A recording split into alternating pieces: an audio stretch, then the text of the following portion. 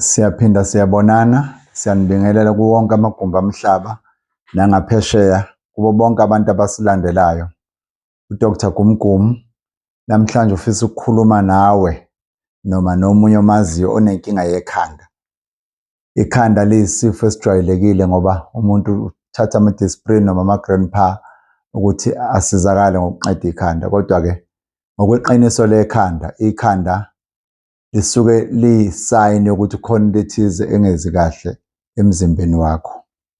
So-ke sinezinto ey'siza kakhulu ukuthi uma unenkinga yekhanda ukwazi ukulapheka kulona, ukwazi ukusizakala kulona ukuthi liphele lelo khanda likuphethe. Abanye balibiza ngamagama amaningi ikhanda, abanye bazothi une-migraine.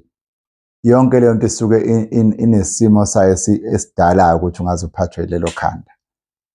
Omunye umuntu azasho ukuthi yena ikhanda sena-2 years ina-3 years. Kahle kahle lelo khanda lelo esuke limphethe umuntu kusuke kuyisayini ukuthi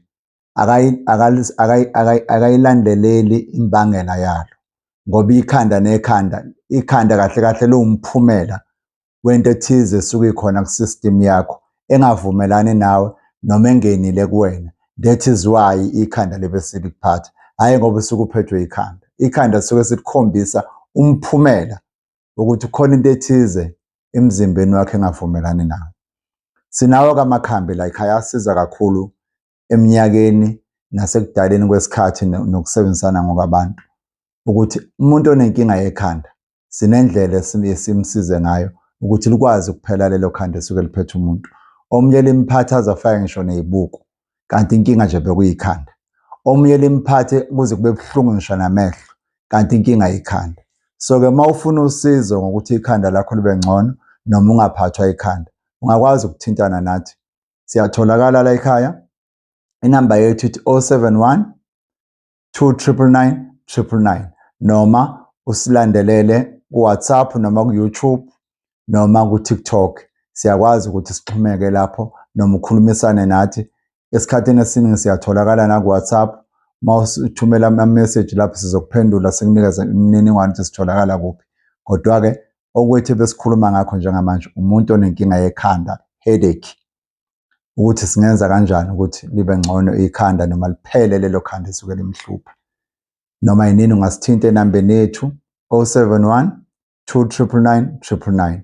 We are based endaweni yase-East ekuthiwa iBenoni ePartfontein. Uma usithinta sobe sikuthumela ama-location uma ufisa ukuza, noma kuya ngokuthi isimo esikuphethe sidinga ukuthi usondele la ekhaya ngoba sinayo indawo la esikwazi ukusiza khona abantu, i-wellness center yethu esikwazi ukusiza abantu abasuke benama-difficulties ey'ntweni ey'ningi ey'hlukahlukene noma abasuke bezolungisa izinto ey'thize zokube-empower-risha ngey'ndlela ey'hlukahlukene. Imininingwane-ke eminingi asiyikhulumi efonini kodwa siyikhuluma kulowo muntu nalowo muntu uma sesixhumana naye. Siyabonga. Siphinde futhi kube ngelinye ilanga. Ungasilandela kwamanye amavidiyo ethu ku-YouTube siyatholakala, naku-TikTok futhi uyosithola. Siyabonga.